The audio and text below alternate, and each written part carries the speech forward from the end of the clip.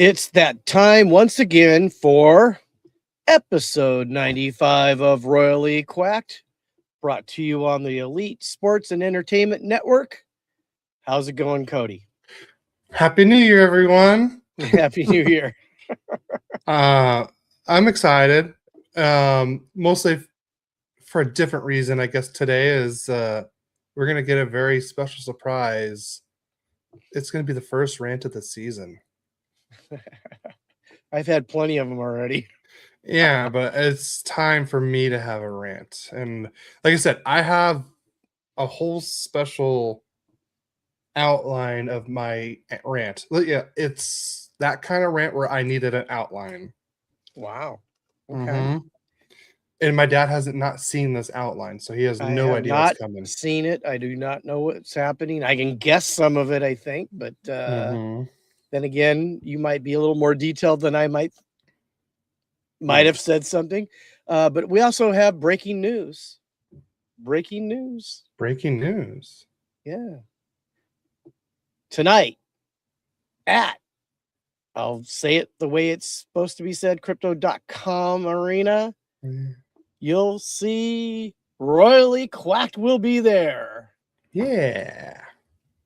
So we're going to be there against watching the Wild and the Kings tonight. If you guys come, please let us know. We'd love to meet with any of you that would like to talk with us. No, I'll bring stickers. I have some stickers too. Anyways, I'm excited about it. We get to see one of the greatest defensemen in the world tonight, and Quinn Hughes. And he had hell of a game last night, and we won't spoil any more about that than that. And let Cody talk about that. Kirill the Thrill. Yeah, I'm excited. And the Wall of St. Paul. Yeah, actually, he's one of my goalies on my fantasy team. Really? I'm struggling whether I want to play him tonight. Because I really love the Kings to whoop on him, but then again, that might hurt me fantasy wise. But you know what? Fantasy is fantasy. I'm doing okay in fantasy, so I'm not gonna. You're undefeated, aren't you? Well, yeah. I'm doing all right. And you're undefeated. I don't want to brag about it. So I tell you what, I'm doing better than that than the Kings are playing. That's like going up to like Wayne Gretzky, like, hey, were you a good hockey player? I was all right. Or Tom Brady, like, hey, were you a good quarterback? I was all right. All right, we got one in the YouTube chat. Let's go Kings. Yeah. We also got a couple in the Instagram live. From DeSound, he said, "Oh man, major FOMO for missing the live game tonight. Hope you guys have a great time tonight. Thank you, appreciate it." This would be my dad's first Kings game since we started the podcast. He's been to many, but first time since we've started the podcast. Oh. And we also got the boy 909. He says, "Hey, from Pomona, California. I've been to Pomona many times for work." I wonder, did you play Little League there? Would you know? Little. All right. Yeah. Was it Washington Park? Yeah, Washington Park. We've umpired a lot of games for USSSA baseball in our past there. Just wondering if you were a Little Leaguer, you would probably know the Ayala family. And Paul Ayala. Shout out for you, Paul. And Ralph, the brother? Ralph, yeah. I think that's his cousin. I don't know. I can't remember. It's been years. Yeah, it's been a while since we've been doing that. So. It's been a while. It has. He said, yes, I have my uncle is the mayor of Pomona, Tim Sandoval. Oh, that's cool. Wow. Awesome. Yeah. Awesome. Well, welcome to Royally Quacked. Yeah, welcome. But, all right, you ready to get into some news? Sure. All right, I'll let you start. Okay. Obviously, this is some news you might have heard already, but the Kings activated Darcy Kuemper from IR, and he did play against Tampa Bay, I believe. Tampa Bay, yeah. Yeah, Yeah. well, that's almost every kid's favorite hockey movie is The Mighty Ducks. Young, my favorite movie was The Mighty Ducks, and you chose to be a Kings fan. Oh, he's a little closer to I know. the Kings than he is to, I mean, and that's okay. There's nothing wrong. No, I know. I'm We just like kidding. we love all Kings fans. I mean, not that we have to love your team, but we love all Kings fans No. or all hockey fans, I should say. Yes. Also, with Darcy Kuemper getting activated, Phoenix Copley has been loaned to the Ontario Reign, and you should have already heard this news. Drew Doughty and Darcy Kuemper named to Team Canada for the 2026 Olympics. And then I know Adrian Kempe was named to Sweden, Fiala to Switzerland, and Armia Finland. Wow, we have all the Nordic countries covered there for hockey. Yeah. Right there on our team. Yeah. And that's it. Other than our poor play, that's Kings news. You have no room to talk about poor play after last week. Okay. No talk. All right. On to Ducks news. Ducks forward Frank Vetrano is out approximately 6 weeks due to a shoulder fracture, and that was, I believe, against the King. That was in the Kings game, I believe, and it was a nasty, incident. It looked like, I don't know if you saw it or not, Dad, but you could tell right away, yeah, he's going on the IR. We were at a Christmas party. And we did watch some of the game, but I think it was after Vetrano got hurt. Oh, okay. So I missed seeing that. I don't want to see anybody get hurt anyways. Yeah. It's inevitable in a physical game like hockey that people will get hurt, but yeah, you don't want to see someone get seriously hurt. And then the Ducks so far have been, as of right now, I believe 4 players on the current Ducks team have been named to the Olympic roster. We're going to give you the full Olympic roster later in the show. But right now, the 4 main ones is Mikael Granlund is going to be playing for Team Finland. Leo Carlsson will be playing for Team Sweden. And then both Radko Gudas and Lukas Dostal will be representing Czechia. So, and then the 5th Duck, I would say, is not a Duck yet. He's a prospect. But Damian Clara, the goalie, I believe we drafted it was 2023. I want to say it was 2023. He'll be representing Italy as the goalie for them. So, yeah. Look what the Faceoff did for Carlson last year. So, having these kids get in and some of them get in and play. I mean, he just was a different player after the Four Nations Faceoff last year. He looked like he came into his own. That's just my opinion, but no, I gotcha. All right, time for league news. I'll start. The Lightning have signed defenseman JJ Moser to an 8-year, $6.75 million AAV contract extension. He's someone that's really come onto the scene this year. I would say he's really stepped up his game this year, and he was part of that trade that sent Sergachev from Tampa Bay to Utah. So good little nugget there. But yeah. I mean, he's played very well this year. Well, they've had some injuries on the D line, and him picking it up has definitely kept the Lightning's play. They've been surprisingly good. Yeah, and they didn't have Hedman for the game against the Kings and Ducks. I don't think they missed him. Yeah, I mean, it didn't look like they missed him. Yeah. The Senators have announced Linus Ullmark will be taking a leave of absence from the team for personal reasons. I hope everything's okay with Olmark. Great goalie, great guy. Hope everything's okay with him. Well, you know that it's probably something to do with the family, and I don't know. I think if you have all your priorities straight, it's God, family, and then maybe then comes work. Yeah.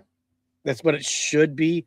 I mean, not necessarily do we all live by that motto. I mean, I know I've been guilty not to live it all the time because you Yeah. get caught up in this world and it's hard to stay focused. But if you can do that, you probably, you'll probably have a great life. Yeah. All right, and then Blues forward Pius Suter is out for 4 weeks with a right ankle injury. Wow. I hate injuries. I do too. Islanders forward Matt Barzal has been fined $5,000, maximum allowable under the CBA, for slashing Blue Jackets forward Mason Marchment. Did you see this play? I did not, but I've heard snippets of people talking about it. Yeah, because Mason Marchment kind of tripped Schaefer, the golden boy, and Matthew Barzal took various, and he like two-handed whacked him, like right, like at least he was smart. He hit Marchment where he had protection. Like at least if you would have like hit him in the head or something like that, yeah, he probably would have been suspended for a while. But he just two-handed whacked him right on the shin. Yeah, not. I mean, I understand that, but you can't be doing a two-handed whack like that. The funny thing is, I think about this. I mean, to you and me, $5,000 fine would be, oh yeah. But to a guy's making millions, is that really a deterrent from doing stuff like that? Yeah. I mean, hey, kid, I just spent $5,000 protecting you. You think Schaefer's going to love him for that? I think so. Yeah. I mean, and you could tell like those Islander guys, they love Schaefer.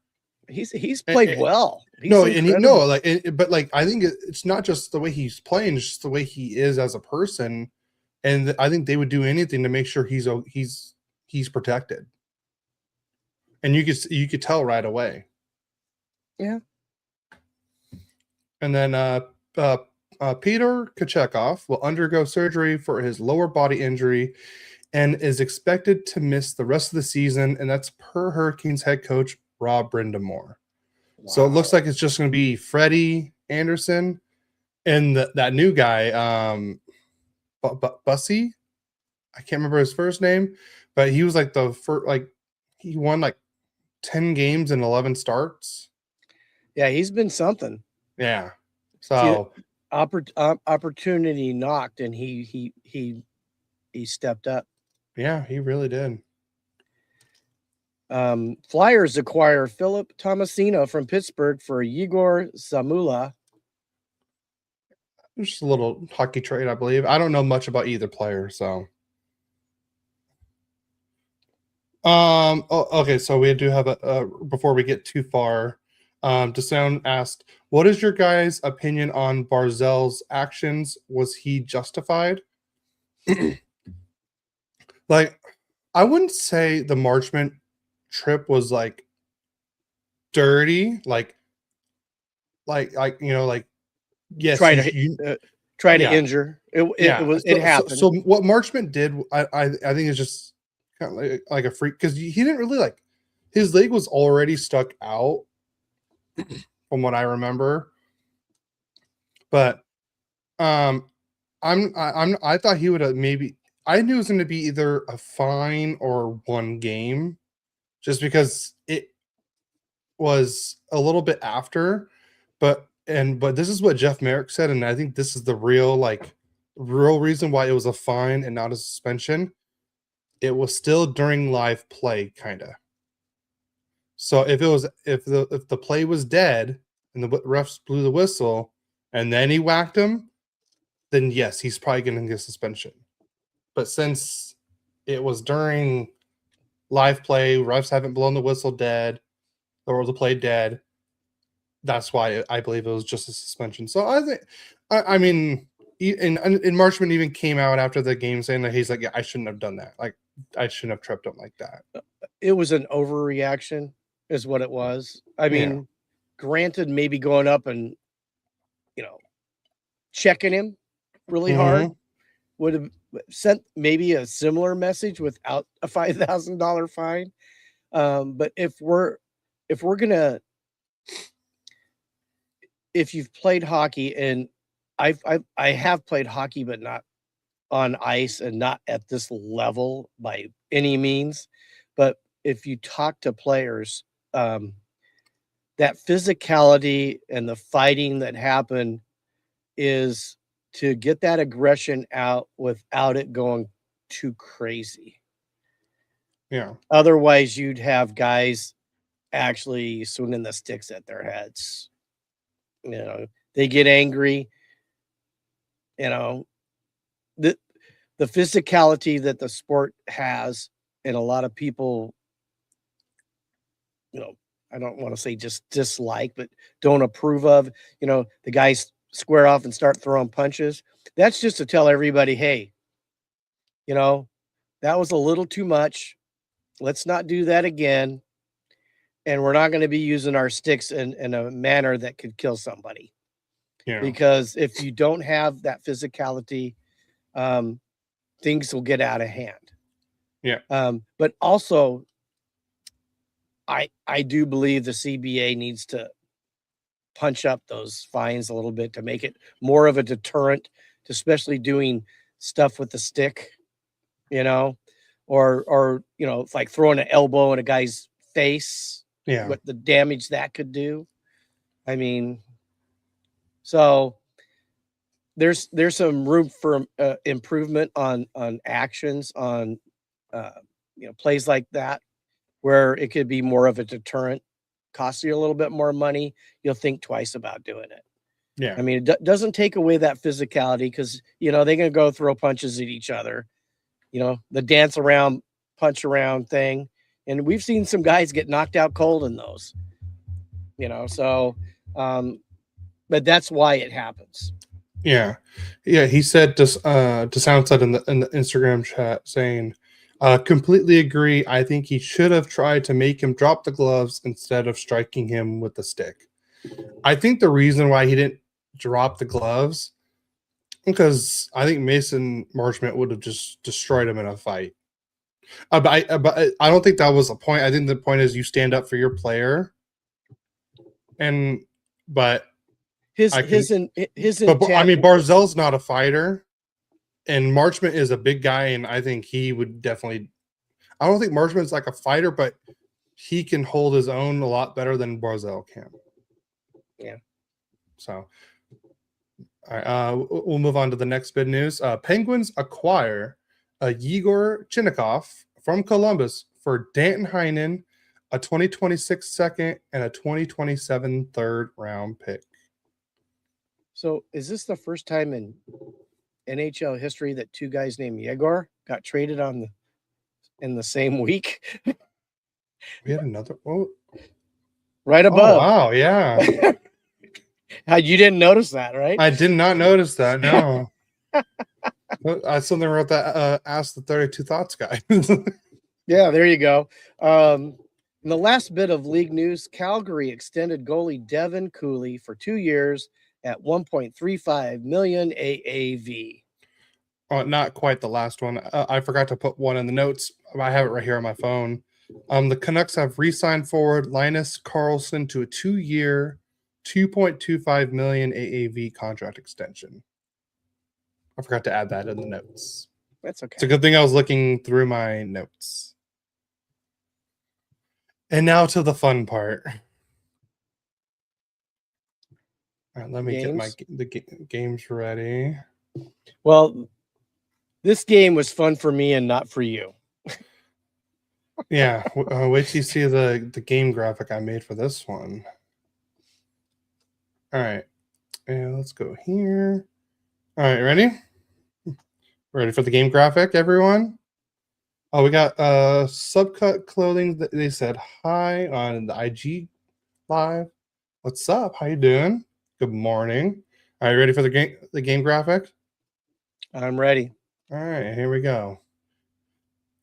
I put the goals on there because the Ducks played like they were the San Diego Gulls last Saturday.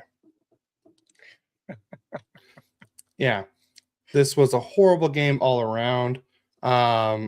I'll let you start with your scoring because you had a lot more to talk about than I do. Okay. So we're going to share this one, are we? Yeah. Let me move it down. So let's go to the first period. 3:03 in. Drew Doughty gets his third from Byfield his 16th and Perry his 9th on a tip in.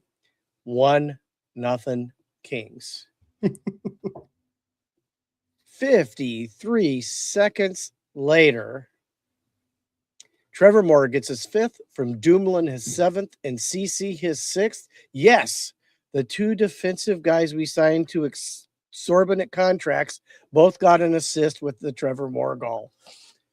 I actually think they've played somewhat better than they did at the start of the season, but honestly, not good enough overall. Yeah.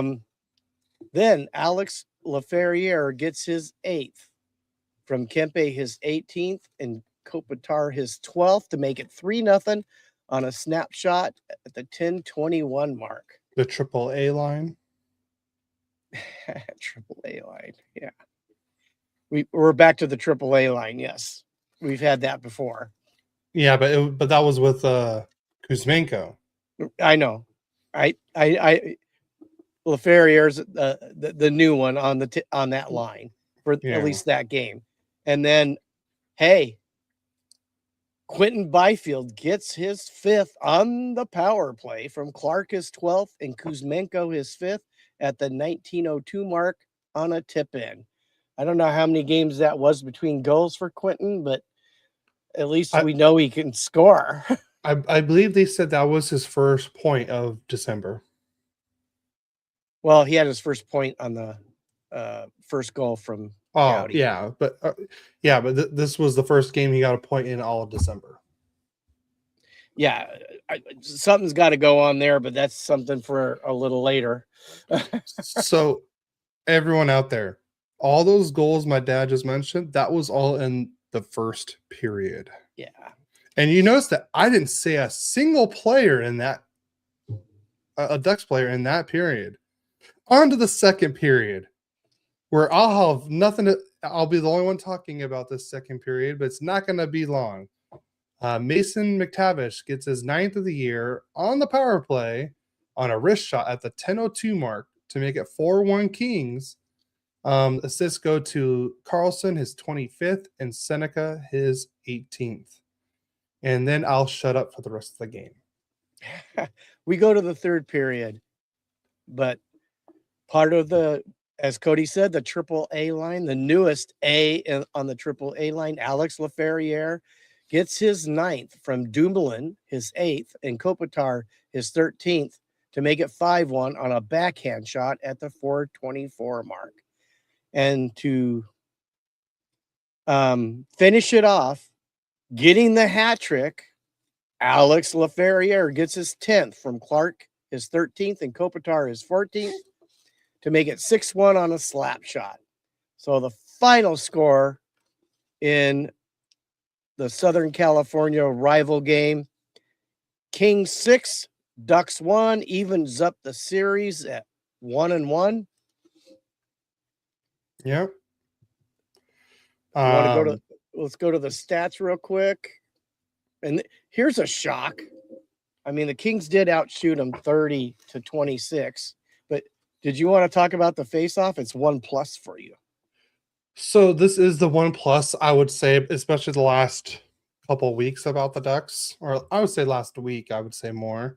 But the Ducks did win the face-offs in this game. We won 55% of the face-offs, which is shocker, especially against someone like the Kings, who have Kopitar, who's one of the best face-off guys. And I know Turcotte's one of them. Turcotte is, I think, your best face-off guy right now. I believe that's what they're saying. Well, percentage-wise, correct. He hasn't taken nearly as many as like Byfield and Kopitar, and then also Deneau before we traded him to Montreal. So I do believe Turcotte's he's been the surprise. I think that's why Deneau went. We can move Turcotte up. We can start getting Hellenius. Let us be a little bigger on that fourth line. Start beating people up. It's not really translated into a lot of wins yet, but you know, we got to get. We're going to have to get younger. We're going to get younger, just because we're the oldest team in hockey. Yeah. So, you know, the Ducks were 1 for 2 on the power play. Kings were 1 for 4. The Ducks hit the Kings 16-12. Block shots. The Kings finally win one, 16-13. And then, you know, hey, the Ducks gave away the Kings 18-17. Do we want to go to the 3 stars of the game, Cody? Oh, yeah, because I have so many players in that. Brian Dumoulin is the 3rd star with 2 assists. Ex-Duck, by the way. Anze Kopitar with 3 assists is the number 2 star. And the number 1 star, well-deserved, Alex Laferriere with a hat trick. Yep. Or Anze Kopitar in another universe is a Duck. Because the Ducks would have selected him 2nd overall. And well, if you did a redraft over their careers, he would have definitely been a Duck for sure. So. But, wow, that was a great game by the Ducks. Good job, guys. Well, why don't you go ahead and go to your next game? All right. So speaking of division rivals, the Ducks hosted the San Jose Sharks. And let's get this one started. So the Ducks fall to this one 5-4. Not a very pretty game either. Mario Ferraro, that's right. We had another defenseman score first for the other team. His 2nd of the year at the 10:43 mark on a tip-in shot. Gets the scoring started. And then Askarov, the goalie for San Jose, looked like his controller kind of died, like if you were playing a video game, and he forgot to play the puck, and then Nestorenko comes up, steals the puck from Askarov, and Troy Terry takes it, and Troy Terry has literally a wide open net and just shoots it in. So then we're tied 1-1, and that was at the 15:02 mark, and Nestorenko got the assist on that. That was his 8th and Troy Terry's 11th goal. And then Macklin Celebrini, someone who should not be left open like the Ducks did here. He gets his 21st of the season to make it 2-1 San Jose, and that was at the 1912 mark. So it was 2-1 after 1. We go to the second period. Igor Chernyshov scores on a backhand to make it 3-1 San Jose, and that was at the 6:30 mark. And then William Eklund gets his 10th of the year at the 12:17 mark to make it 4-1 San Jose. Okay. And just wait till you see the totals after this game. But then Cutter Gauthier gets on the board, his 19th of the year. Troy Terry gets his 26th assist and Paling's 12th assist to make it 4-2 San Jose. And that was after 2 periods. Now we go on to the third. Someone who's been playing a lot better lately is Pavel Minchikov. He scores, gets his 5th of the year to make it 4-3 San Jose, and that was at the 3:07 mark. So we still have plenty of time in this game. Cutter Gauthier got his 19th assist, Ian Moore's 4th assist on that Pavel Minchikov goal. And then Zach Ostapchuk at the 13:47 mark gets a tip-in goal. I'm not blaming Mrazek for this one on that goal because the shot was going low. He went low, and the guy tipped it high. So there's nothing Mrazek can do on that one. So that makes it 5-3 San Jose. And then Troy Terry gets another goal, his 12th of the year. McTavish's 15th assist, Lacombe's 17th assist, and it makes it 5-4. And that was with 5:58 left, but the Ducks could not score another goal. They couldn't even really get that many shots, and they even had a power play and made it 6-on-4, and we couldn't get shots on net. Like, what are we doing here? What are we doing? So here's the horrible part. San Jose scored 5 goals on 13 shots. You heard that right.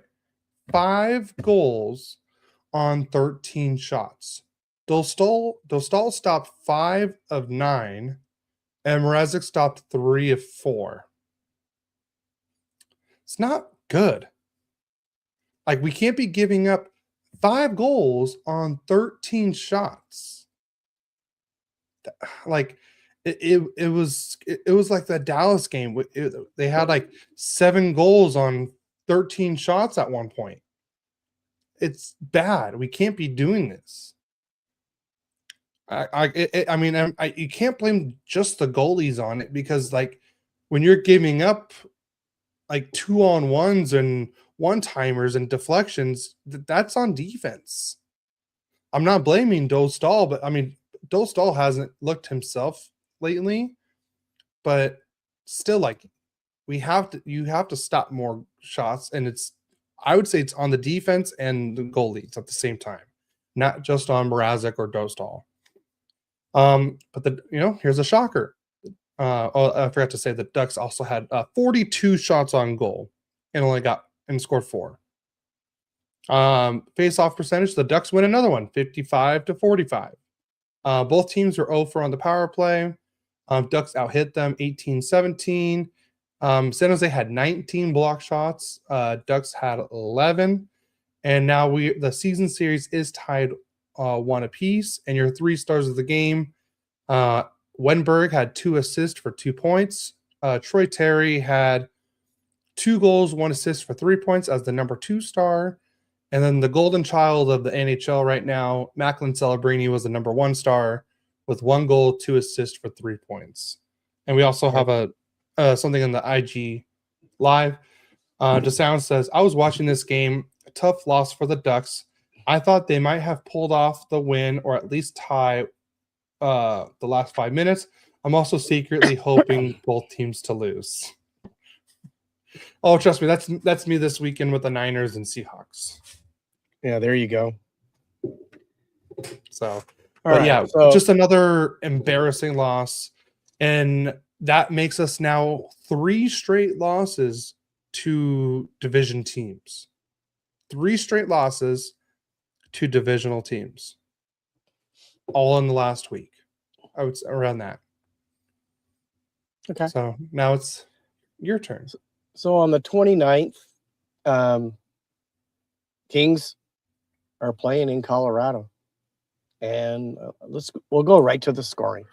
Jack Drury gets a 6th from Colton, his 10th on a wrist shot at the 9:24 mark. So after 1 period, it's 1-0 Avalanche.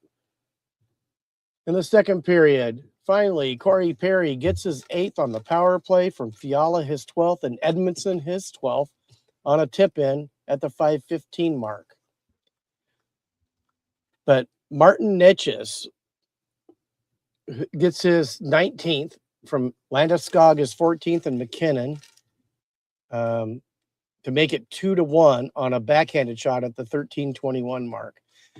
And then Brock Nelson gets his 15th from Kiviranta, his 3rd, and Gerard his 8th at the 17:30 mark on a wrist shot. And it's now 3-1 Avalanche going into the 3rd period.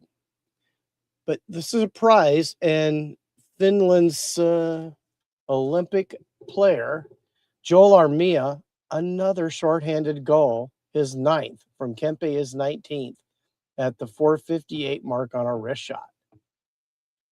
But then it's 3-2 going, and the Kings pull the goalie, and McKinnon gets an empty netter from Lehkonen, that was McKinnon's 32nd goal, and Lehkonen's 17 assists on a wrist shot at the 18:23 mark to make it 4-2.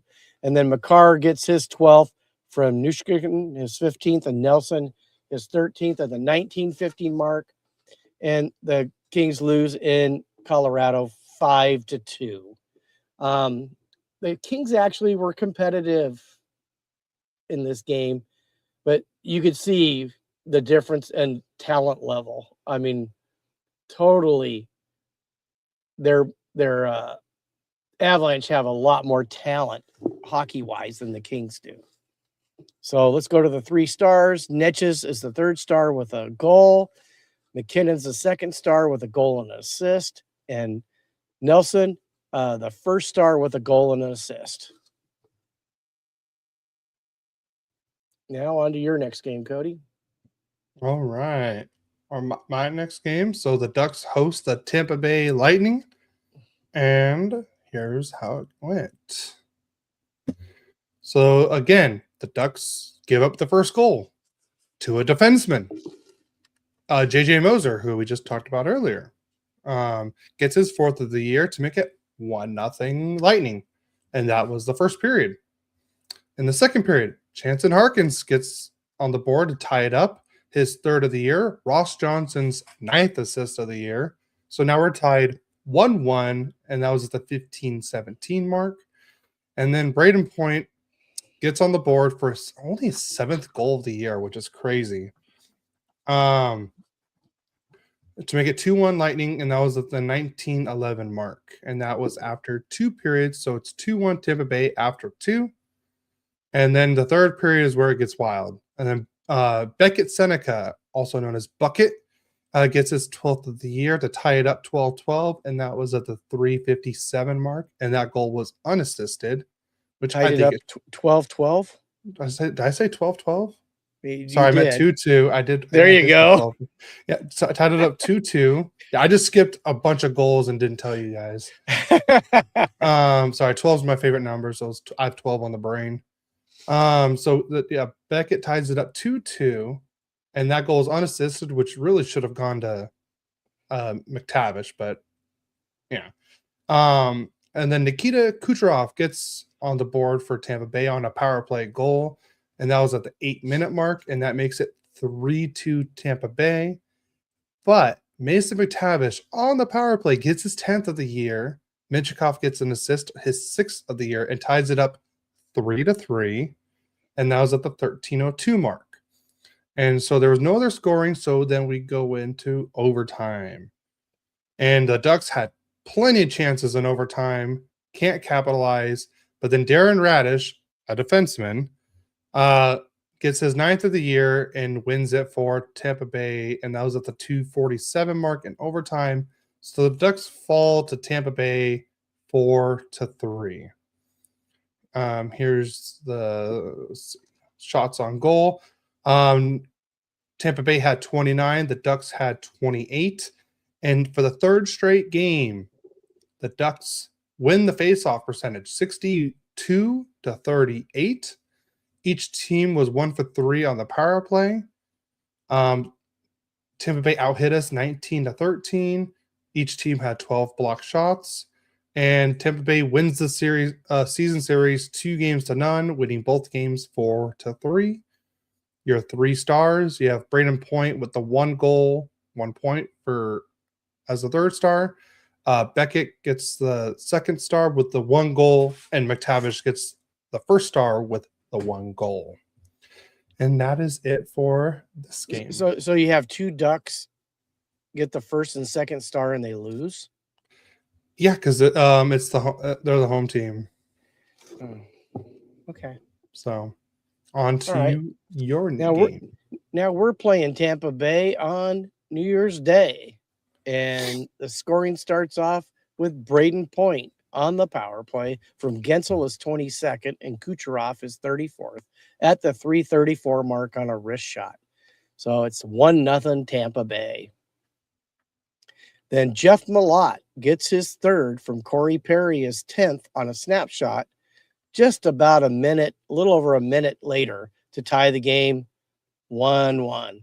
Then Andrei Kuzmenko, formerly of the AAA line, on the power play, gets his 8th from Perry, his 11th, and Fiala, his 13th, at the 16-14 mark on a snapshot to put the Kings up 2-1 going into the second period. Went a little too far.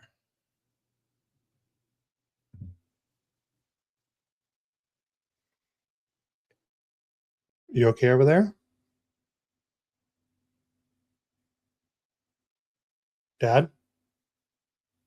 Oh, did I lose you? And, Radish is a defenseman. I think he has more points than Byfield does. I think that's disturbing to me. Wait, sorry. Go back, because I think you cut out for like a minute. Did I? Oh, no, you're freezing on my end. Am I? I can't see anything going on. Am I okay now? Yeah. Oh, okay. No, all was, I scrolled a little too far, and then you froze for like a good 30 seconds.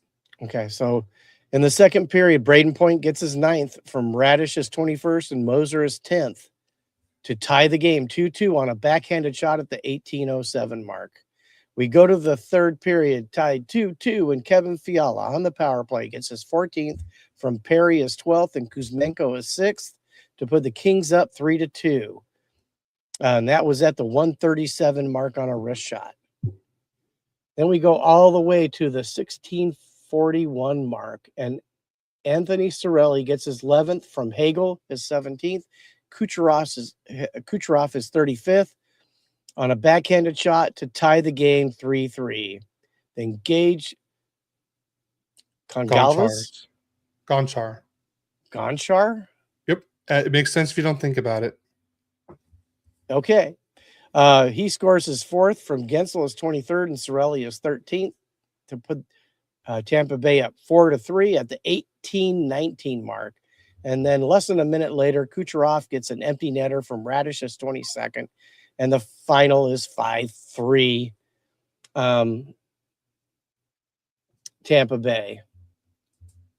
Shots on goal were 24-20. I'm not going to go over the other ones. I'll just go to the 3 stars of the game. It's a little disappointing. Gonchars with a 3rd star with a goal. Perry was the 2nd star with 3 assists. And Braden Point with 2 goals was the number 1 star. And that's the last game for this week for me. Let's go to your last game, Cody. All right. So the Ducks hosted the Minnesota Wild. And let me pull up the graphic right here. So the Ducks give up the first goal. Kaprizov gets his 24th of the year on the power play in the first period, and that was at the 5:39 mark to make it 1-0 Minnesota. And that was the only goal in the first period. So now we'll move into the second. Danila Yurov, who's really been, I think he's been their number 1 center for Minnesota.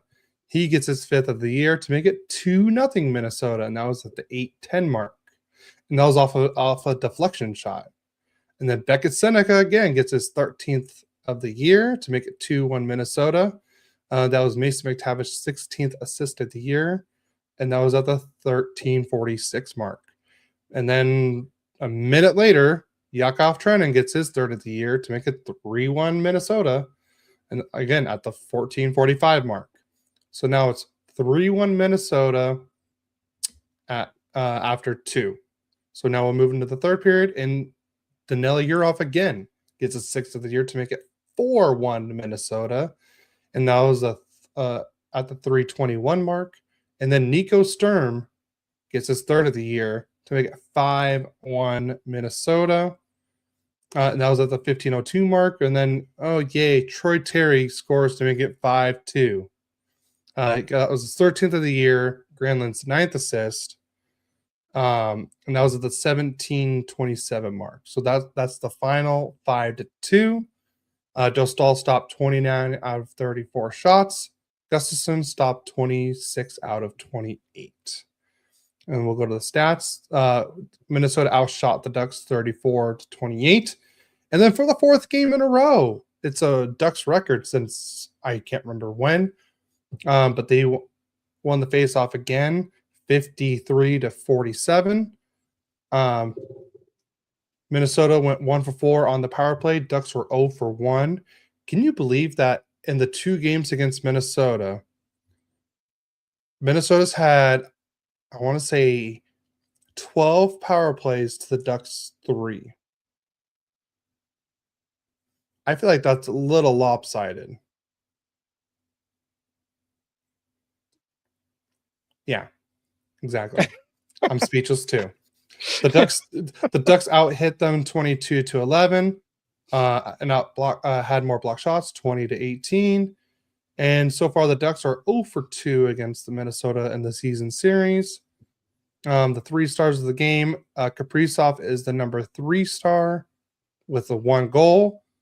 Beckett Seneca was the number 1 star with 1 goal, which I don't know how Urov is not on here with 2 goals.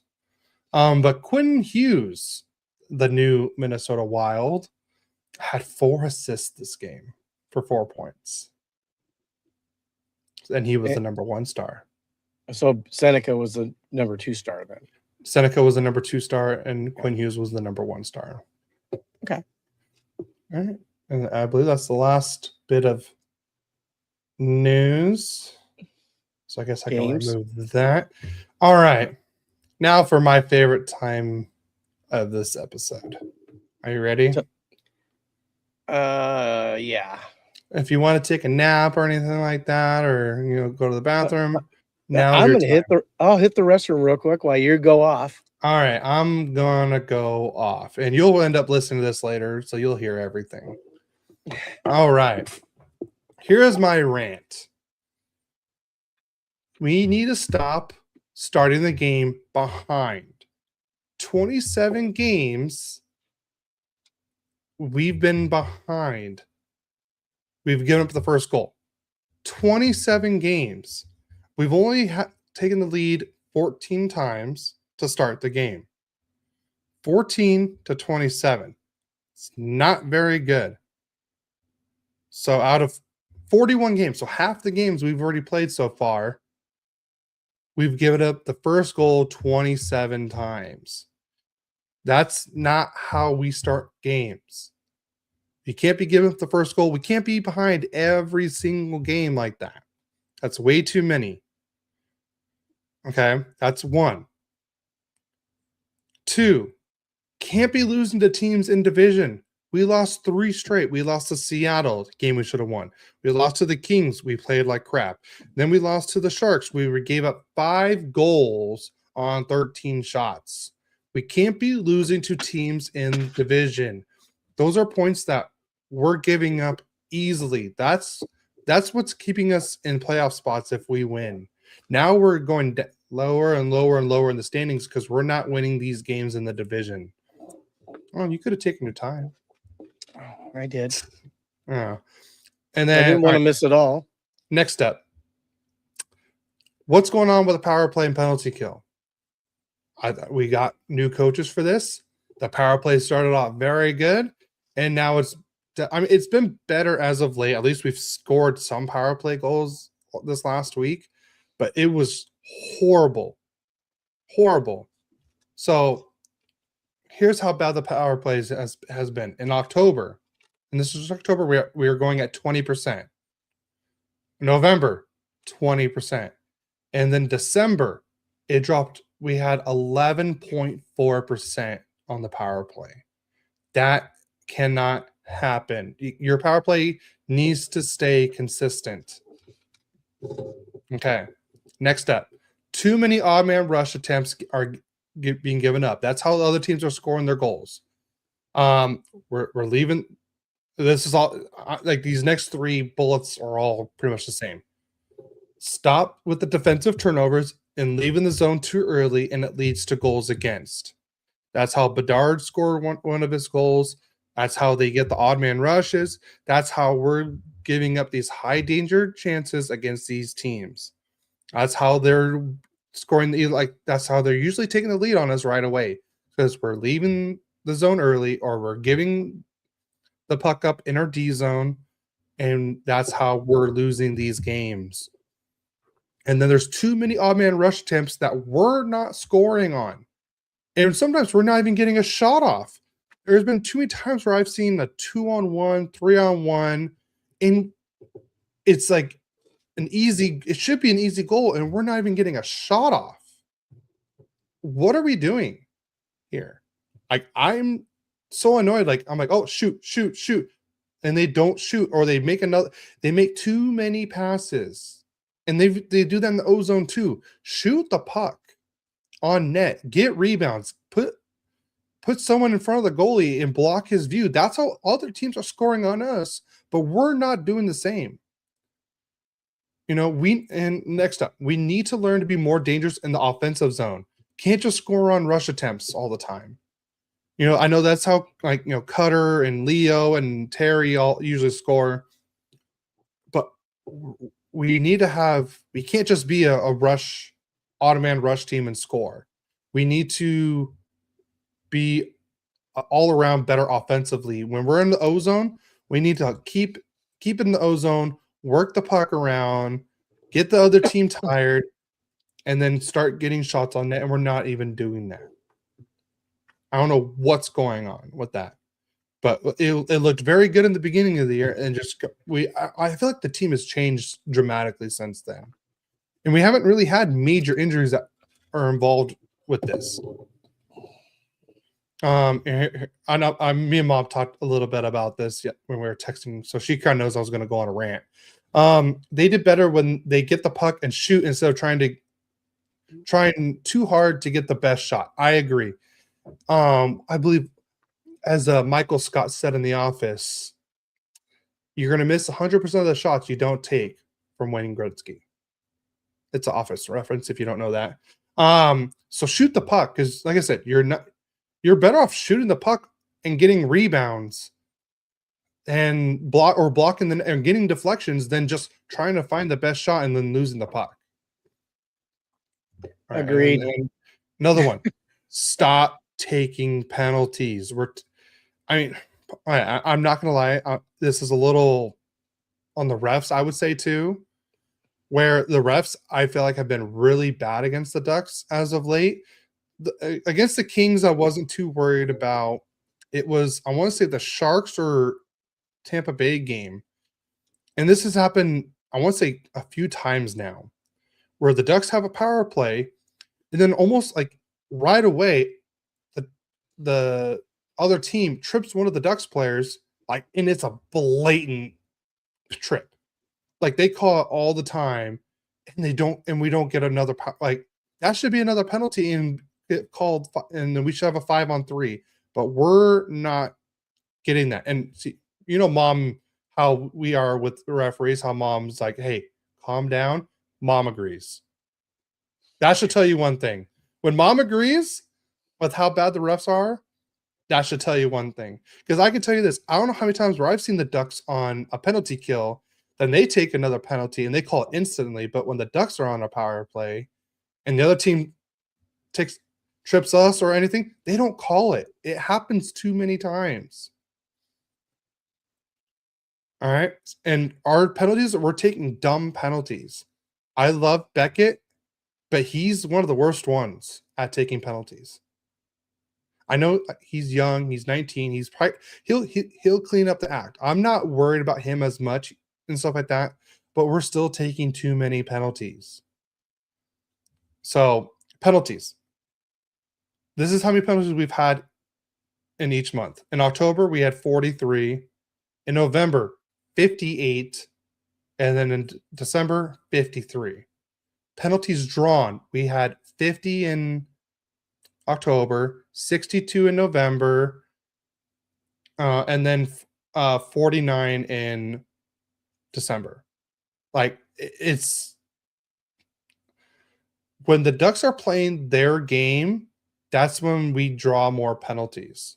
That's what's killing us right now. Mom says even Hayward was shocked about not getting. Yes, I agree with Hayward on some of these, but sometimes he could be a little bit of a homer. I love Hayward, but yeah. Next up, the game Where's Waldo? Dad, Yeah, I know the or game. everyone. Yeah. I want to play a new game. Where's Kreider? I haven't really seen him do much in the last, I want to say, month. So, like I said, I don't know like where he's been. He hasn't been scoring goals or getting assists. I don't really see him in the net. Like, other than that, I haven't seen Kreider. So I want to know where Kreider is. Like, where was the Kreider we had in October and the beginning of November? I want that Kreider back. So I've got an idea for your next rant.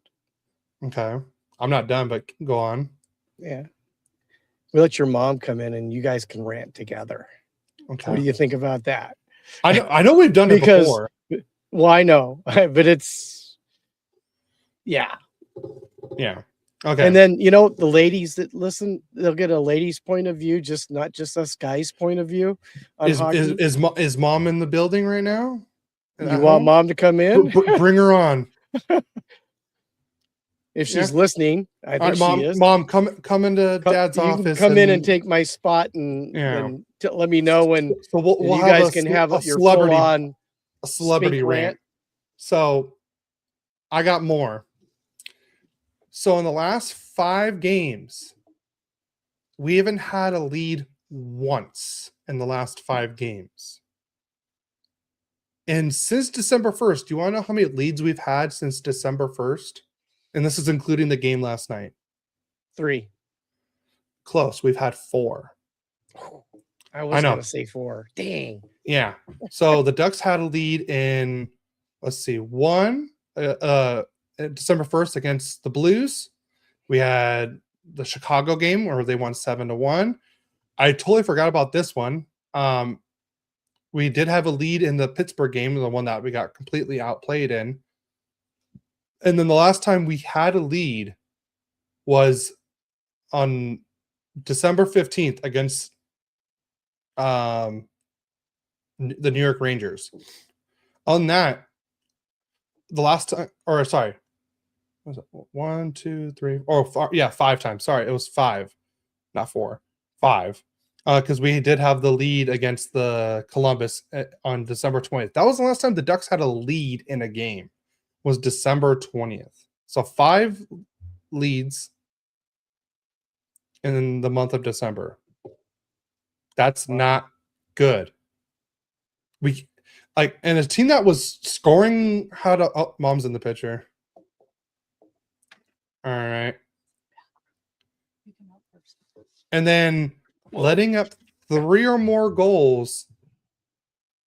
We've given up 13 in the last 16 games. We've given up 3 or more goals. Here, if you want to listen to it on my iPad, it's sitting right there. All right, and we're about to have a special celebrity. All right, celebrity rant. Go on, Mom. Well, as you said the other day, you knew something was bad when I start texting you. Yeah. So if you know how I always tell you guys how my dad likes to ruin games for me, at least my mom does the courtesy of, "Hey, are you watching the game?" And usually when she texts me that, I'm like, "Oh crap, something's going on, something bad happened." Because most of the time, like especially with the East Coast games, I get off work at like 4 or 5 o'clock, and the game's already started, or I'm trying to come home, shower, eat, and everything. So I already start the games behind. Like the game against Tampa Bay, I think the game was already almost over by the time I even started watching it. And I think I was full blown angry. Mm-hmm. So I mean, the refs were horrible in that game. But yes, normally when you text me, "Are you watching the game?" 9 times out of 10, I'm like, "Oh crap, the Ducks, something's going on, and the Ducks are horrible." Which I noticed. The first 2 months, you never really texted me that. It was really it was really in December where it really started happening. Yeah, December I was definitely texting you a lot. Mm-hmm. It was like constant because I had something to say or I had a question or I was just angry and I didn't have anybody to vent to. Yeah. Except yelling at the television, which I'm surprised I didn't wake up your brother a lot because sometimes I'm really yelling at the television set. as of I we think are. there was one game I just shut off completely because I was like, I just can't Was that watch the Kings anymore. game? No, Oh, because we were sorry. we were at Joanne's. I think that was the 7-1. Who was that? I can't remember. 7-1. That must have been the Dallas Stars game. Oh yeah, that might have been Yeah. Dallas. Oh, sorry. We have an annoying person in the IG chat. Gary Spink 21. He said boo hoo. So that's number one person to block on Instagram right now. Yeah, well, that's his MO anyway. So Yeah, but go on, Mom. The rant is all for you now. oh my god, it's just so frustrating to see them right in front of the net. I mean, sometimes I think last night I yelled, "Who are you guys passing to?" We were passing to the orange shirts, not a white shirt. Mm-hmm. Because like you were talking about earlier, the defensive, they're leaving and they're passing and everybody's going the wrong way. And then all of a sudden there's a play and poor Dostal is like, okay, guys, give me some help. I mean, there's some he should have stopped. He hasn't looked great since he got back right after Thanksgiving. He has not been the same. I'm hoping the Olympics will bring a resurgence for him, and bring him back to the Dostal that we know. He's been showing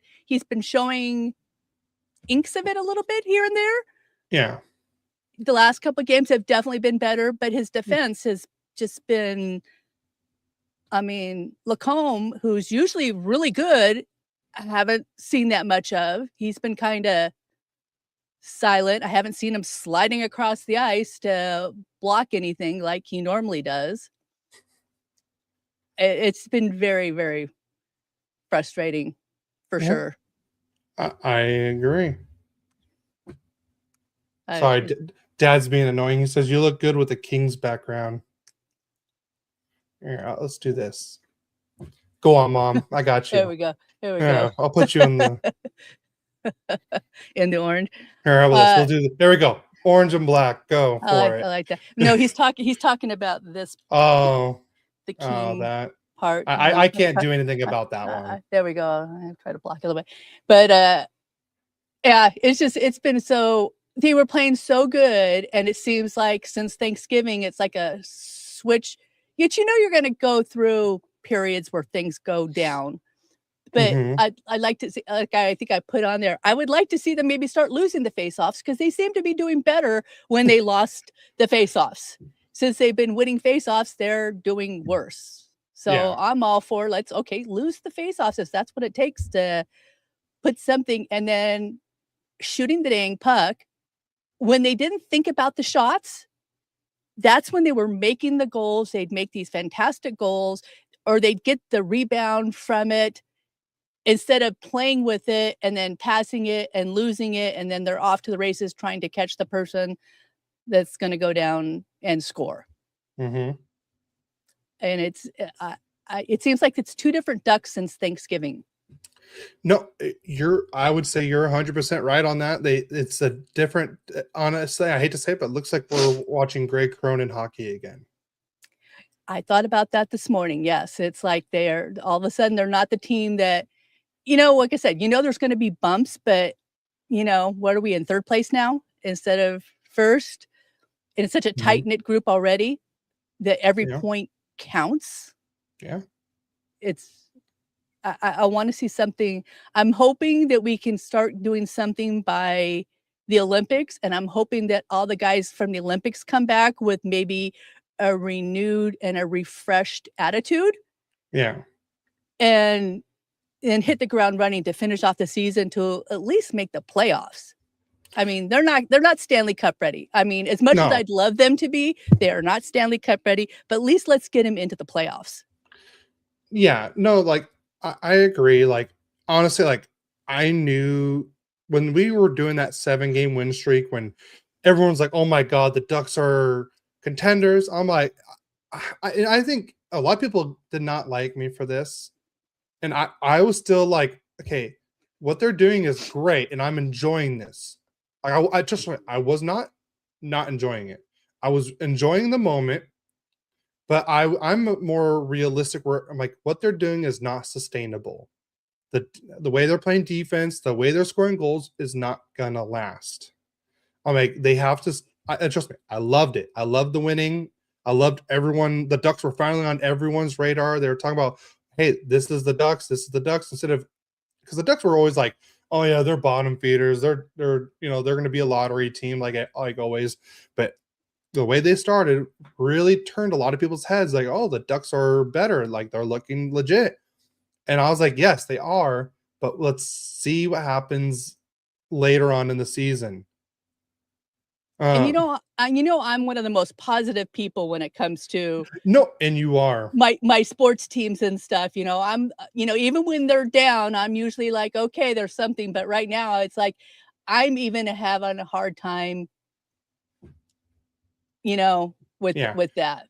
So, for most of you don't know, when me and my dad, we used to umpire baseball, and my mom would get mad if we complained about the referees or umpires. Like, hey, how would you feel if that was you out there? But when I'm getting text about refereeing, I'm like, yeah, like that's how you know something's wrong with the referees, when my mom is not happy with the referees. And then we had someone in the chat, Deuce 3805, gotta change the background when Mama Duck hops on. Yeah, I know, we're gonna have to work on that for sure. I think I need to change my Instagram to Mama Duck. Yeah, you should. Or Mama Quack. Mama Quack, there you go. Mama Quack. And then in their bio, executive producer of Royally Quacked.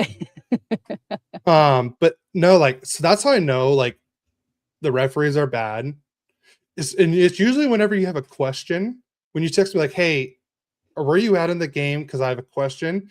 Usually it has to do with a referee moment or stuff like that. And sometimes where you text me with this, and I was like, no, that was the right call. I agree, like what they did and stuff like that. But like, because like I said, I'm trying to be as realistic as I can with this. I knew what they were doing was not realistic to start the year, but what they're doing right now is not realistic either. They're playing well below par from what they normally do.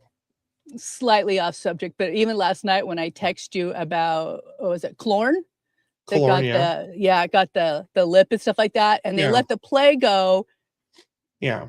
I think I text you. I think it's wrong that they let a player dripping blood, gushing blood, down there while they let play continue. As soon as they saw blood, the whistle should have been blown.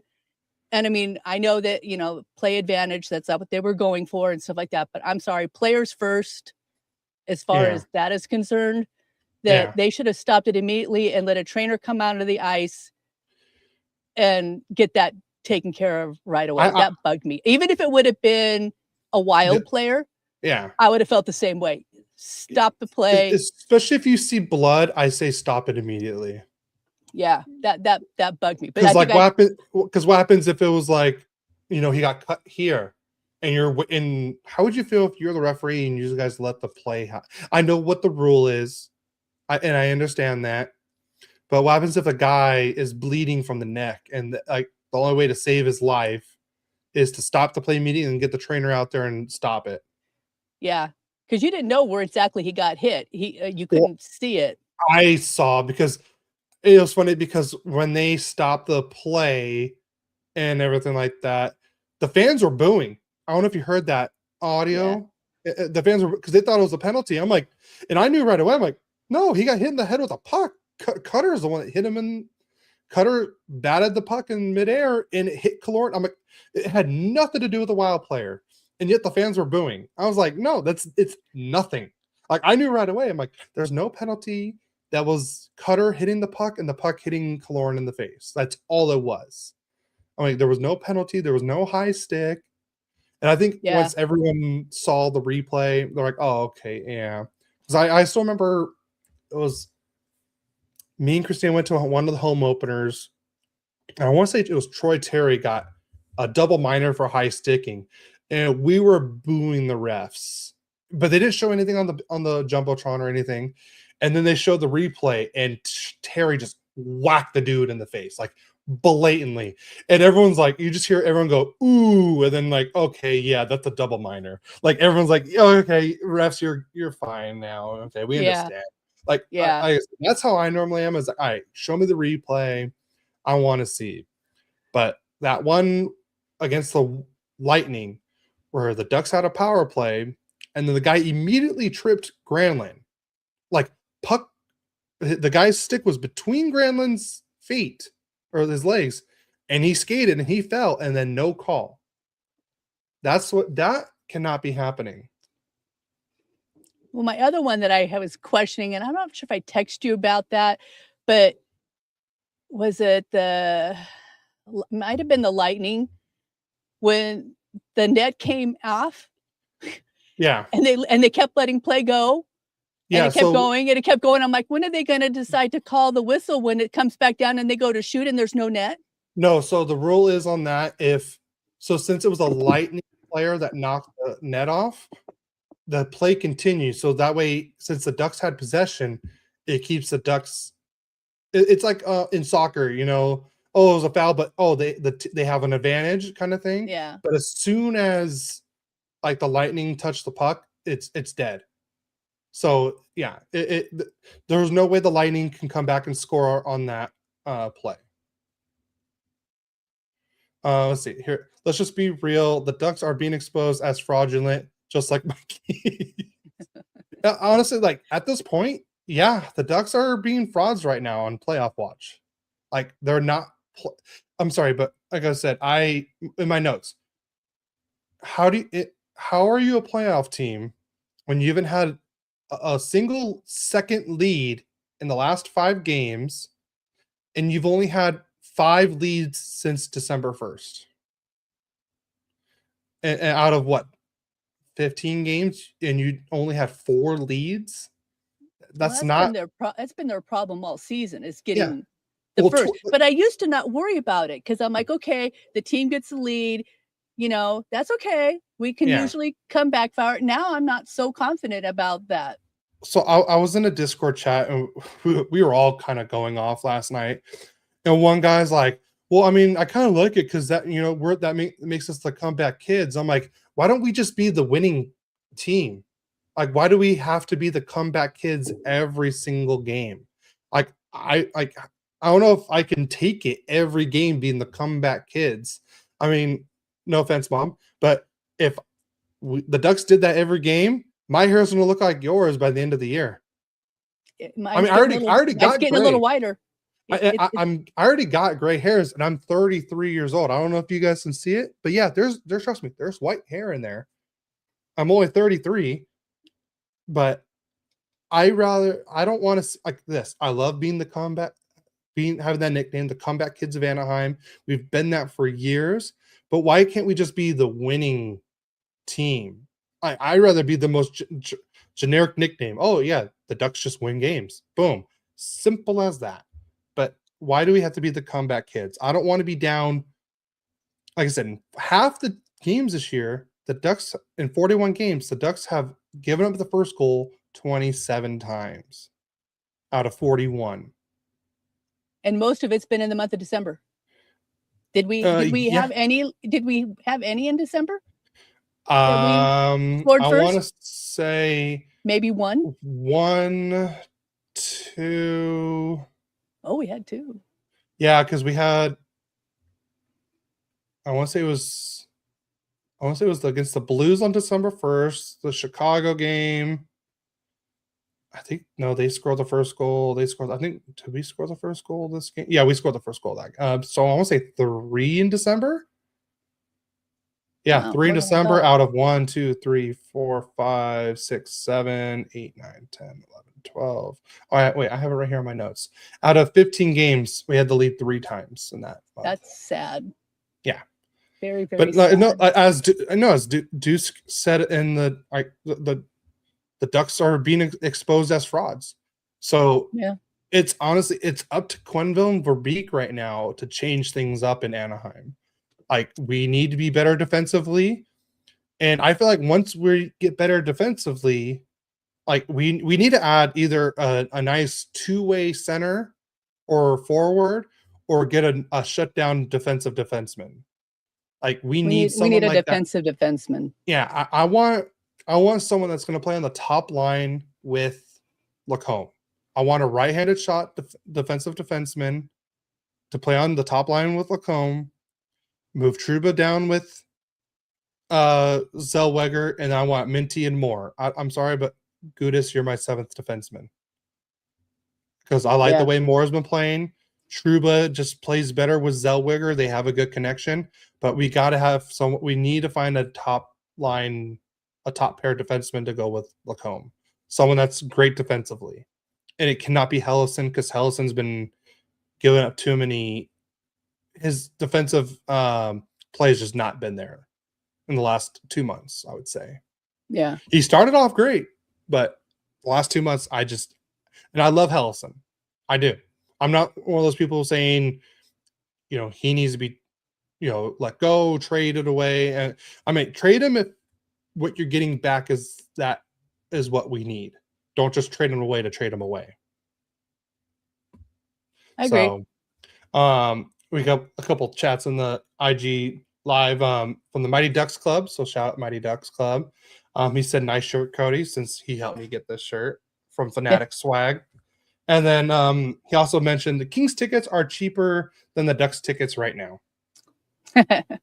So, but do you have anything else to rant about from the last month or so? No, I think I got everything. Just very frustrating. Yes. Things need to change. Like, honestly, I'm getting more and more annoyed with watching the Ducks games. And I love watching the Ducks games. I'm looking forward to the Olympics. Just to get a different perspective on them, and hopefully they'll get different perspectives. Yeah, I think the one person that's going to help with the Olympics, I think will help the most, is Carlson. I think because what happened to him last year with the Four Nations, him being there, after that, he was a different player, like for the better. And maybe that might be what he needs, is being with, top players like, Elias Pettersson, Philip Forsberg, Kempe, all of the Swedish guys, Victor Hedman, Erik Karlsson. I think being with them is what's really going to help them. And I'm thinking the same thing with Lukas, with the stall.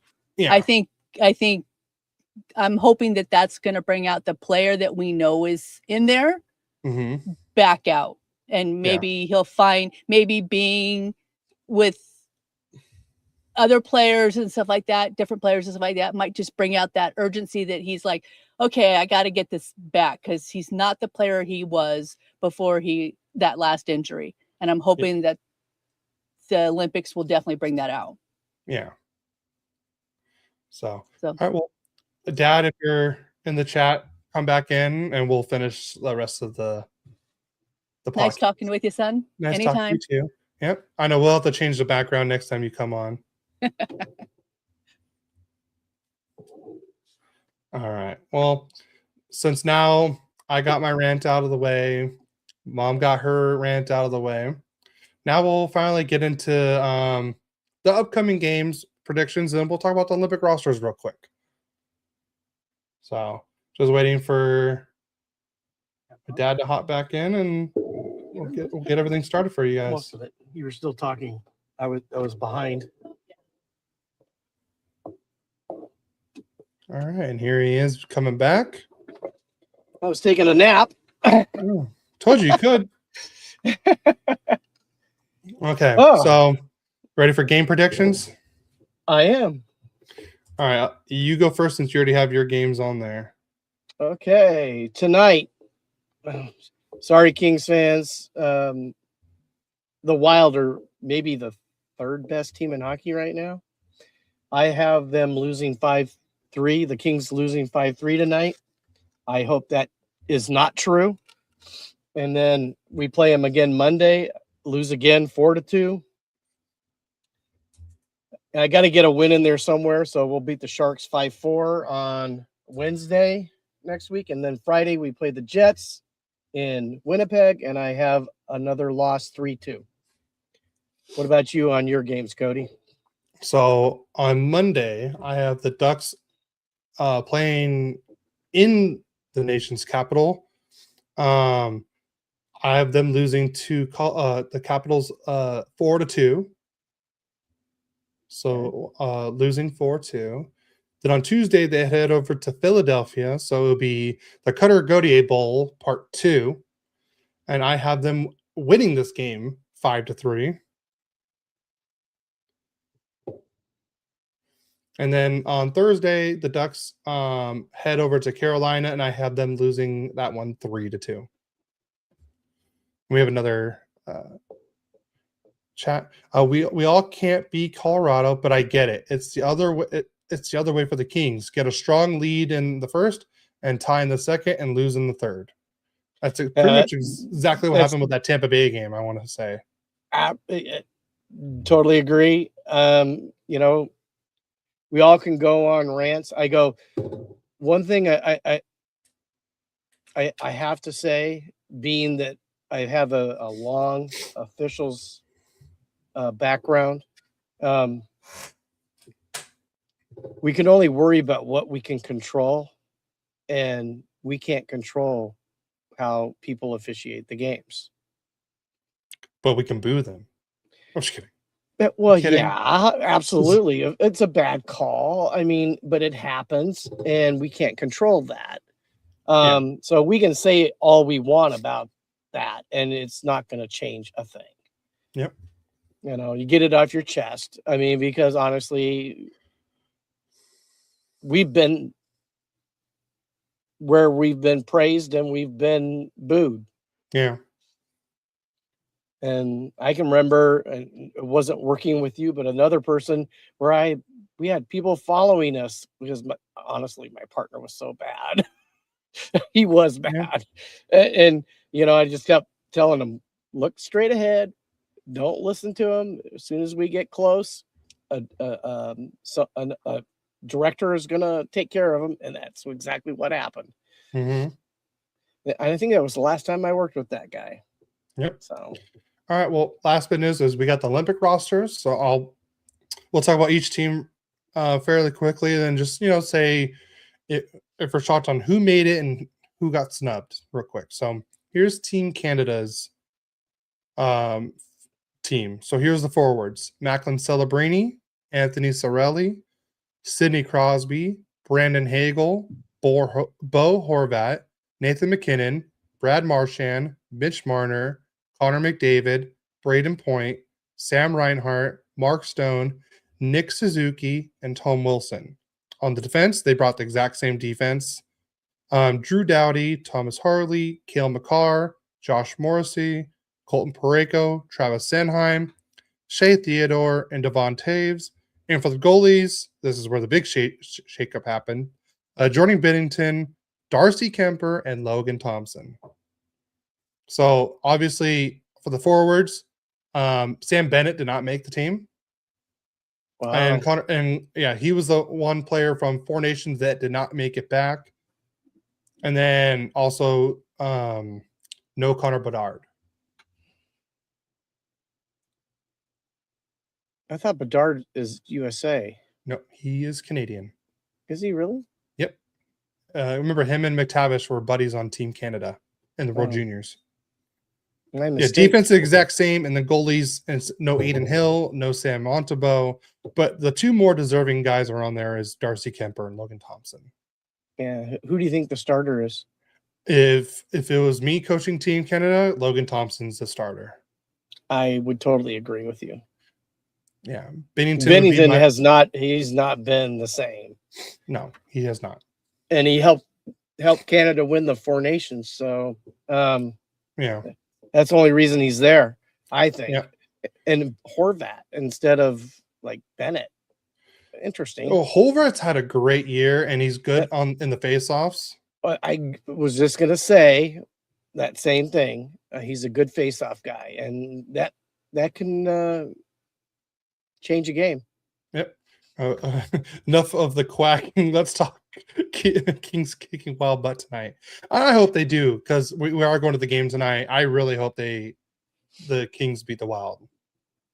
Kings are winning at least one of those games. So here's the funny thing about my predictions. It seems like every time I pick them to win a lot, they don't. Yeah. So I figure if I pick them to lose a lot, maybe they'll win. And I have such a terrible record this year. I was like 10 games at least 10 games over last year Yeah. on my predictions, but the Kings were playing much better last year than they are this year. Yeah. And there's going to be a reckoning of some sort with the Kings coming by the trade deadline, possibly, and in the off season, because changes, I think, need to be made.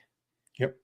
I mean, they either need to try to retool by signing some very key free agents or making some trades, or they need to get bad and get some draft picks and have like a number 2 hit better than Byfield has hit so far. I mean, he's on the team, he plays, and it's not horrible, but for a number 2 pick, he should be scoring more.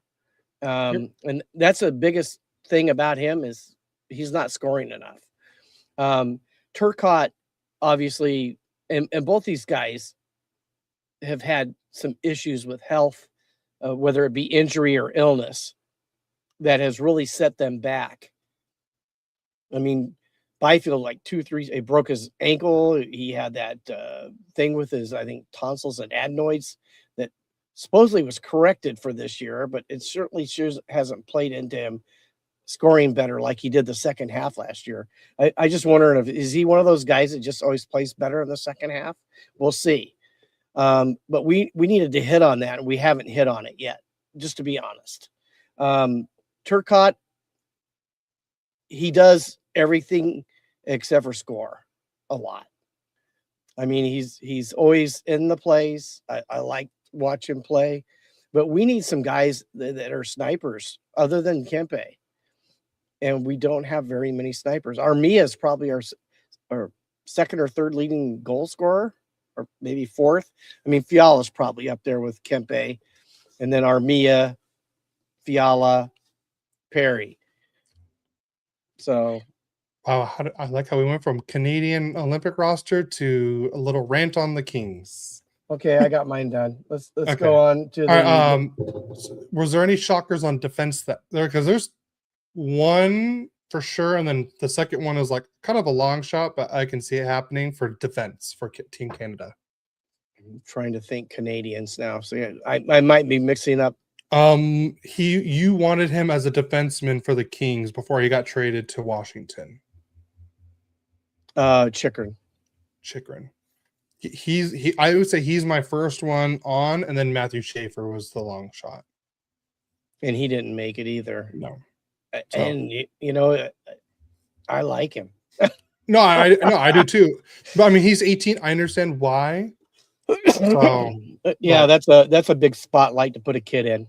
Yep. So a USA Olympic roster. Remember, these are not the final rosters, because obviously players can get injured, or anything can happen between now and when the Olympics start. Here's the forwards for Team USA: Matt Boldy, Kyle Connor, Jack Eichel, Jake Gensel, Jack Hughes, Clayton Keller, Dylan Larkin, Austin Matthews, JT Miller, Brock Nelson, Tage Thompson, Brady Tkachuk, Matthew Tkachuk, and Vincent Trocheck. So the one player that was left off from Four Nations was Chris Kreider. At this point, I don't blame them.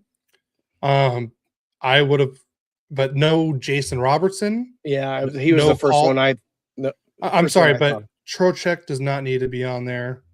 I'm sorry. I nothing against Trocheck, but the USA lost the Team Canada in that Four Nations final, and all they needed was one goal. I'm sorry, but Vincent Trocheck is not going to be the one player that helps you get that. He's not going to be the player that gives you that one goal. Jason Robertson, see if I have it somewhere. He's got like 25 or 26. So five of the top 10 Americans in scoring will not be on Team USA in the Olympics. So this is within the last year, I want to say. Are you ready? Yeah, I'm listening. So number one in points for a U.S. player, Jason Robertson was number one with 48 points. Tied for fourth, Alex DeBrincat with 41 points. Cole, or maybe this is just this season. Maybe I'm thinking. Yeah, maybe this is just the season. Tied for 7th, Lane Hudson and Cole Caulfield each have 40 points. And then and 10th, Trevor Zegras with 39 points. I'm sorry, but Zegras was the only way I could see Zegras making the team is if he was like the TJ Oshie kind of player. Oh, yeah, I That's got it. you. That shootout do you guys guy. think there were any snubs from the Olympic picks for you? We already talked about the snubs for Canada. I mean, for goalies, the only goalies I can think about were like the Colorado goalies, Blackwood and Wedgwood. But I think they picked the right goalies. Defense, I think it was just Chikrin and Schaefer, and then on Team Canada, I think it was Bedard and who else did we say? Bedard and somebody else. I can't remember. Drawing a blank. Yeah, but for USA, hands down, it's Jason Robertson. He's the biggest snub for sure. Yeah, and then for defense, they have Faber, Hannafin, Hughes, Seth Jones, Charlie McAvoy, Jake Sanderson, Jacob Slavin, and Zach Rowinski. I honestly have no problem with the defense. I'm trying to think either. I like the Seth Jones pick, and he's a right shot, so that really helps, but no Adam Fox on that one. Yeah. So I'm like I said, that's Adam Fox might be the only one. USA went bigger this year. Yeah. And then I mean, the goalies, Hellenbuck, Ottinger, and Swayman. So the same 3 goalies from last time. I don't know who's going to be starting because Hellenbuck's not having as good of a year as he did before. Snubs on this one on defense. I can't think of any. I mean, just Adam Fox is the only one I could think of for defense. And then like Robertson for forwards, Cole Caulfield. Yeah. And then let's see. And then here is team. I had another one. Where is it? Here's team Finland. You have Sebastian Aho, Joel Armia, Michael Granlund, Eric Halla, Rupe Hintz, Capo Caco, Oliver Kapanen, Joel Kiviranta, Arturi Lehkonen, Anton Lundell, Eetu Lesterainen, Mikko Rantanen, Teuvo Teravainen, Eli Tovinen. On defense, you have Miro Heiskanen, Henry Yokoharu, Mikko Lehtinen, Esa Lindell, Oli Mata, Nicholas Montempalo, Mikko Mikkola, Rasmus Ristolainen, and for goalies, you have Ukko-Pekka Luukkonen, Kevin Lankinen, and Jussi Saros. And then Team Sweden is for forwards, you have Jesper Bratt, Leo Carlson, Joel Eriksson Ek, Philip Forsberg, Pontus Holmberg, Adrian Kempe, Gabriel Landeskog, Elias Lindholm, William Nylander, Elias Pettersson, Ricard Raquel, Lucas Raymond, Alexander Wenberg, and Mika Zibanejad. On defense, you have Rasmus Andersson, Philip Broberg, Jonas Brodin, Rasmus Dahlin, Oliver Ekman-Larsson, Gustav Forsling, Victor Hedman, and Eric Carlson. And for goalies, you have Philip Gustafsson, Jacob Markstrom, and the Wall of St. Paul, Jesper Waldstad. It's a good team. No Matthias Ekholm for defense for Team Sweden. I think that's the big one. And then who did they leave off for Sweden? Oh, it's for William Carlson is not going to participate for Team Sweden in the Olympics because I think because of an injury.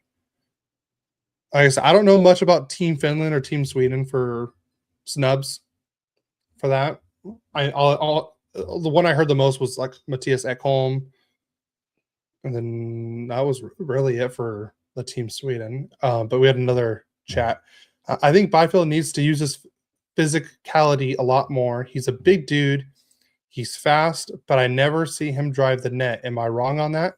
I don't know. He did that against the Ducks, and he looked damn good doing it. He needs to do it more. He needs to look to shoot more. He's always trying to be the passer all the time. Yeah. And that's one thing I know at one news conference. Coach Hiller talked about it, said he wants him to shoot a little bit more, but he did score that power play goal, but that's the only one. He needs to pick it up. Maybe after the season and he doesn't have Kopitar's shadow on him all the time, maybe he'll flourish from that. Who knows? We'll have to see what happens. The Olympics are going to be crazy anyways, because there's a lot of great players that we don't see in the NHL that play in other leagues throughout the world. Yeah. They decide not to play in the NHL. They play it at home, Finland or Switzerland, Sweden, Czechia is probably going to have a really good team. Oh yeah, they got Natchez, Pasternak, Dostal. Oh God, who else do they have? Jaromir Jagr can come back and play. Yeah, yeah. I don't think they're going to have Jagr. I know. Maybe as a mascot.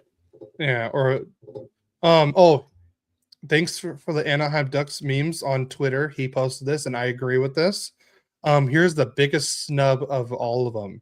For Team Canada, Ducks forward Ross Johnston was left off of Team Canada for the upcoming Olympics. Biggest snub. Snub of the year. Ross the boss, or Yeah, are Ross we talking? boss. Are we going to go human traffic cone this time? No, hey, did you hear it? I know you didn't hear most of my rant, but not one thing involved Ross Johnson on that. Someone put in the IG chat, what do you think the Ducks need to do to snap this losing streak? If you go back about 10-15 minutes, you'll hear my rant. So I would say listen to that, and whatever I said, they need to do the opposite what they were doing in the month of December, pretty much, and yesterday.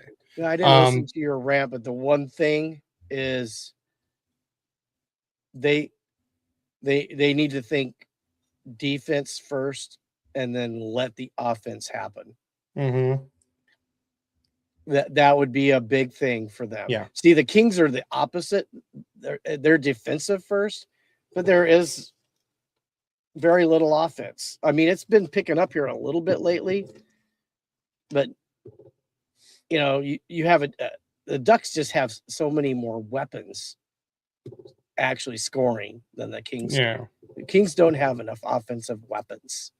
They need to make them offensive weapons. Yeah. And then again, one of the biggest strongholds last 2 years for the Kings is the penalty kill. I don't see it. Yeah. They're giving up a lot of power play goals. Mm-hmm. Not going to win if you do that. Yeah. Edmonton's going to come in if you end up playing them and crush you on the power play. Yep. They will crush you on the power play. The Mighty Ducks Club on IG also said they are better than this. Like the Ducks are better than what they've been playing lately. Agree. I do 100%. They agree definitely have the talent level to be what they were, maybe a little less than they started out, because they started out with gangbusters. Yeah. I don't think they're that good yet, but with time, who knows? I mean, because these guys are all going to grow. Seneca's still a teenager, so we'll see what happens with that. Yep. So, but on that, you ready to get out of here? I am ready. Because I'll be seeing you in a couple hours. Oh yeah. So. We're gonna head out early, grab some food, try to get some of that hockey vibe going up at crypto.com tonight. If you're there, come by and let us know. Yeah. Instagram us. DM us, or you can text us at 951-760-4003. I will have that phone with me. I have it right here. Boom. So please, if you're going to be at the Kings game tonight, text us, or you could text us there, or you could DM us anywhere at Royally Quacked. That's a good segue to go into our socials. Like I said, you can follow us anywhere at Royally Quacked on Instagram, Twitter, Blue Sky, Threads, LinkedIn, Smokescreen, all that. I'm just kidding. That should be a new app. And then also please. Oh, I forgot to mention. So I set a goal for us to hit the 100 subscribers before New Year. And just before, I would say like 1 or 2 days before, we hit the goal. Not only did we hit the goal, we surpassed the goal. So I wanted 100 subscribers, and you guys made it happen and got us to 105. So thank you to all of you guys for helping us get to our goal. We wouldn't have done it without you. We appreciate every single one of you hitting that like button. But hey, those are watching or listening right now. If you haven't hit the subscribe button on YouTube, everybody has a YouTube. Go on YouTube, type in Royally Quacked, or you can see this little QR code right here at the top right of the video. You can scan that. Takes you to the link tree. Go to the YouTube and hit the subscribe button, please. We'd really appreciate it. Yep. And don't forget to hit the notification bell icon. That way you never miss a live stream, and you don't miss me going on a rant like I did today, and then even a celebrity rant with my mom on there. So and whose idea was that? Yours. Yeah. So, because I even texted him mom and dad last night, and I was like, hey, I'm going on a full rant. And mom's like, oh, so dad could take a nap? I'm like, yeah, a full 8 hours. So I thought it'd be more fun for you guys to feed off each other. So yeah, we just got to make sure there's no LA Kings background when she comes on. You know what? That's not something I even thought about. It was a joke I put in Instagram for you. No, I know. Just to hopefully make you smile a little bit during your rant. Yeah. But now our next goal, I want to get to 500 subscribers by next year. So same goal, but 500. I know we can do it. Hey, Ducks need and your Kings help. fans, hockey fans, or not even fans of any hockey team, just hit that subscribe button on YouTube. We'd really appreciate it. And don't forget to like the video. I see a bunch of you guys viewing it, but not a lot of people liking it. So like, comment your takes on there. If you think what I ranted about, do you agree? Do you disagree? Let us know what you think. What do the Kings or Ducks need to do to change this team? Put it in the comments. Yep. And like I said, you can text us at 951-760-4003. And let's go Kings. And let's go Ducks. Or go Kings go. Or go Kings go. We'll see you guys next week.